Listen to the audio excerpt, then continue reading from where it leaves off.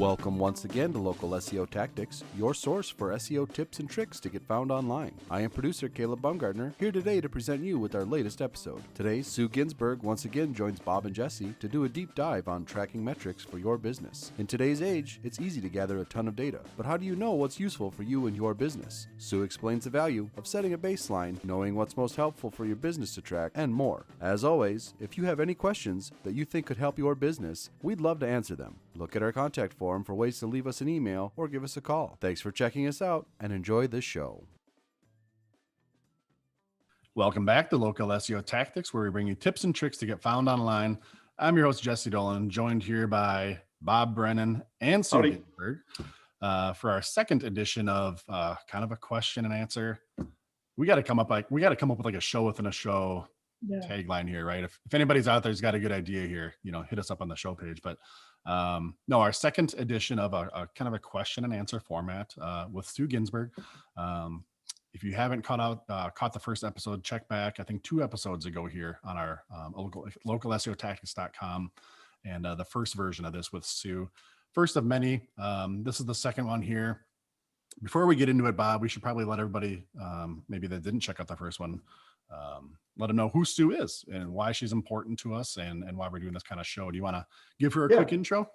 Yeah, that's a good point. I mean, Sue brings quite a bit of credibility to us. In a lot of levels. She's got decades of experience at a corporate level marketing, really working with Fortune 100 companies like 3M, Quaker, Apple, many others. And we're just excited to get her perspective. We're let's say a street level. We've worked from the street up to a certain degree. But Sue's coming from the top down, and it's making for a perfect combination to help everyone out. So we're excited to have Sue join us, and with that, Sue, we're going to let you throw out your first couple of questions or ideas.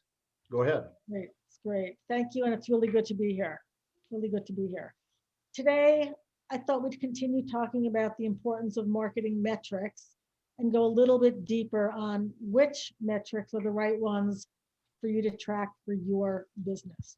And today's thought opener is a quote from Kirk Westwood, who's the founder and CEO of Glass River Media, and that is, be wary of the dopamine hit of vanity metrics. And basically, that's what I'm going to be talking about today, and hoping to help everybody who's listening avoid tracking the wrong metrics. Again, I understand most business owners don't have the time and sometimes the interest to track, analyze, and translate their marketing metrics into real-time actions. That's something that when you work with us, we do that, and some of us actually like doing that. And in this day and age, when there are so many marketing metrics that you can measure, the question now becomes, which one is the right one to track? Every business owner, marketing manager, CEO, CMO wants more impactful marketing with a better ROI. And the question again becomes, what metrics do you track to help get that? The bottom line is effective marketing requires tracking the correct metrics and taking relevant action to boost them, with the operative word there being the correct metrics. What is the right metrics? That's the big question. So let me share a story that illustrates this point exactly. I've always been a big proponent of tracking metrics to understand what's working, what isn't, what do we need to change, where can we pivot to make our marketing work better for us. And it's not just tracking all metrics, it's tracking those metrics that will give you the information that makes sense for you and your business to know, which is going to be different depending on what your business is. A few years ago, one of my sons started a business, and he seemed to be, in my perspective, obsessed with how many likes he was getting on Facebook, on Instagram, and on LinkedIn, if at that time he was even on LinkedIn. And after listening to him give his twice daily updates on how many likes he was up to, I asked him the simple question, Is it likes that you're looking for or customers? What is it that is going to help your business? And that's exactly my point. With so much marketing being done online now and on the different social channels, it's important to keep your focus on tracking what matters most to you. Is it likes? Is it shares? Or is it customers that you're looking for? That's what you want to be focusing on and tracking. So my question for you today, Jesse and Bob, you're both business owners, expertises in a little bit different areas. I know that you're both very well versed in tracking the right metric. Do you have anything you can share with us on best practices for the time frame of tracking? Is it year over year? Is it month over month? Is it weekday over weekday? How do you help a business, or how in your own businesses do you decide what the right time frame is to track for success, so you can see what's working and what isn't? I think I'll probably throw to Bob here in a second, but just to set the stage, I think as far as like you didn't directly ask this part, but you're talking about it, the right metrics.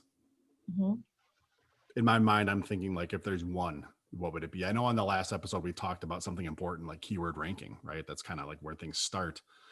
But if I could only ever track one thing, and Bob, I'm pretty sure you're going to say the same thing as phone calls, right? Like if you take phone calls as a business, if you don't, then maybe your emails but those leads, right? Like how many leads am I getting, i.e. phone calls? So you correct me and override me if you want there, Bob, but I'm pretty sure you're going to be thinking phone calls too. And then more to Sue's direct point, the how often do you check the phone calls? Is that something like a day by day number of calls, do you think? Week to week, month to month? What are your thoughts on that? Yeah, I mean, I look at it, you know, I look at it day to day, and it drives my people nuts. But I'm looking for that curve. I'm looking for that hockey curve, hockey stick curve, just like that one back there. But basically, it's that, day to day, week to week, month to month, ideally over 90 days. So, and then I'm going really goofy, and I'm looking at what time of the day, for what reason, and is there a snowstorm, or is it pre-holiday, post-holiday, with, all those other dynamics. But yeah, I'm looking at it pretty, 8 different ways. So, I mean, because the business really, sorry, Sue, the business really does operate on a daily basis.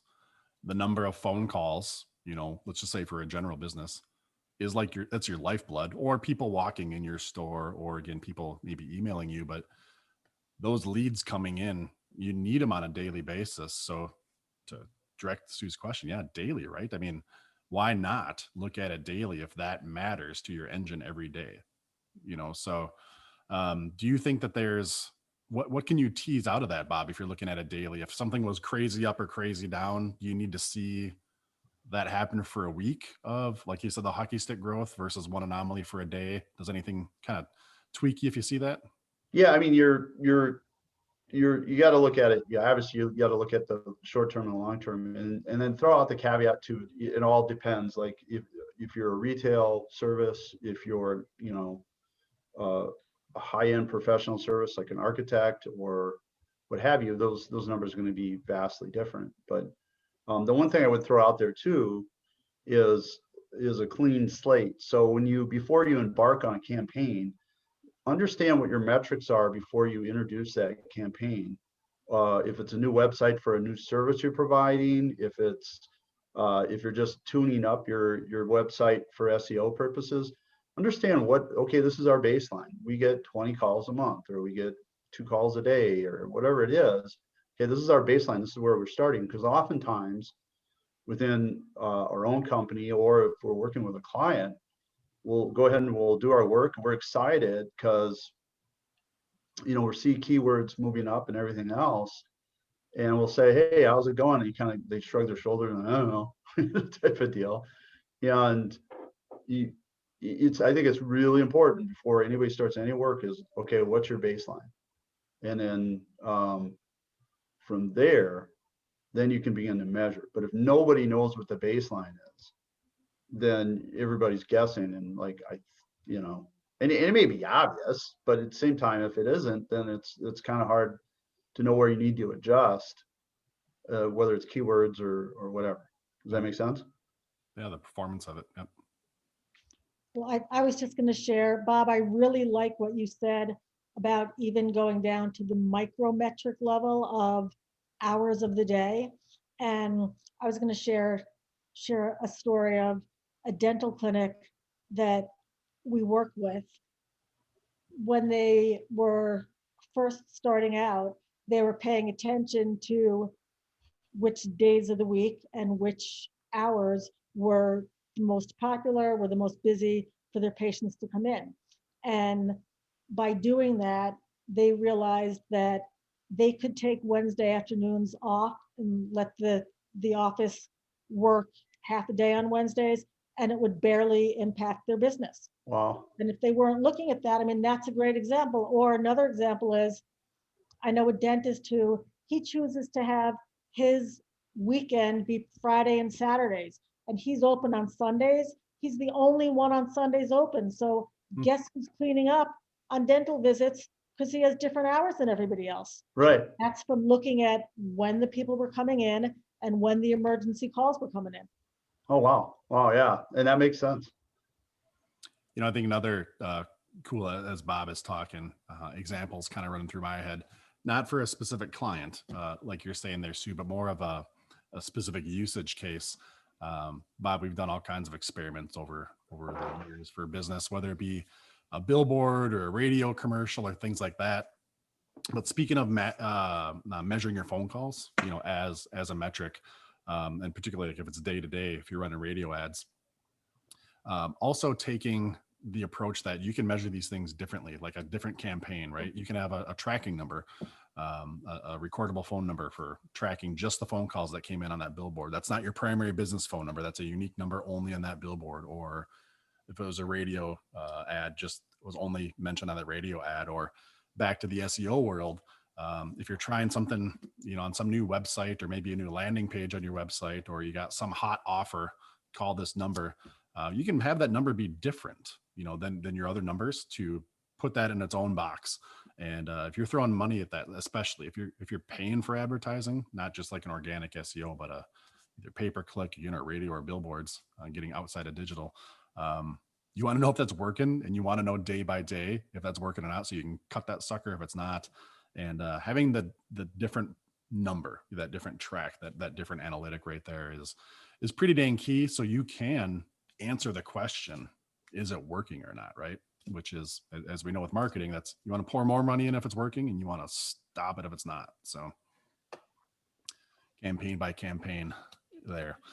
Jesse, I would edit what you just said. You want to look at what's working and keep doing that. You want to look at what isn't working and stop it and pivot to what is working. Oh, and sure. That's where you put the dollars behind more of what's working. That is a great clarification. So you're absolutely right. Yep. That's a very good point. All right, Sue, did you need any further feedback from us, or do you think we got some pretty good answers there for everybody on that one? Really good answers, really helpful, signs of both of you being very good business people. What I would say to the listeners, if you remember one thing and only one thing about choosing the right marketing metric to track, is this: define what constitutes success for your marketing by what your business needs at that point in time. Is it leads that your marketing is driving, or is it brand awareness? Two entirely different things, different strategies, different tools, and different metrics. Don't confuse your results by looking at the wrong metric. Yeah. Bottom line is, knowing which marketing metric to track is a function of what you want your marketing to accomplish, and thinking in that way is how you get the best ROI for your marketing dollars. And in the end, that's what we're all looking for: how to spend our money wisely. Perfect. Very well said. Yeah. So with that, this is a question that Sue posed. And if you guys out there have questions that are similar, maybe you want to even expand on that. If you liked anything that we said, you want to dig a little deeper, If you got something else out of left field, that's a completely different topic. The construct of this type of episode with Sue is question and answer based. We want to know what problems you're having out there, what questions you have, what challenges you're having. You can reach out to us, localseotactics.com. Go down to the bottom left corner, click the link for submit a question, and you can submit it, just to kind of type it in and send it off, and we'll use it on the show. But if you'd like to take it a step further and record that, leave us a voicemail. There'll be a number on there for you to call. If we use it on the show, well, we'd love to send you a free Intrycks t-shirt. You can't feel it, but it's super soft, super comfortable, good fitting t-shirt. You're going to like it. It's not some cheesy, cheap t-shirt. And if we use it on the show, we'd love to send you a free t-shirt.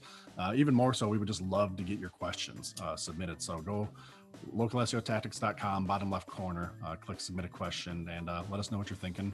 And we'll do more of these with Sue in the future and see if we can't keep helping everybody out. So either of you two have any closing thoughts? Nope. We're good? I would just say we're all about helping the clients, and the better we can help you, the better that helps us. So please send in your questions, call in your questions. You get to hear Jesse's familiar voice giving you instructions when you use the phone to call in. On the voicemail. Yeah, exactly. All right. Well, that does it for this episode. Thanks for tuning in, everybody, and we'll catch you next time. Take care. Bye now.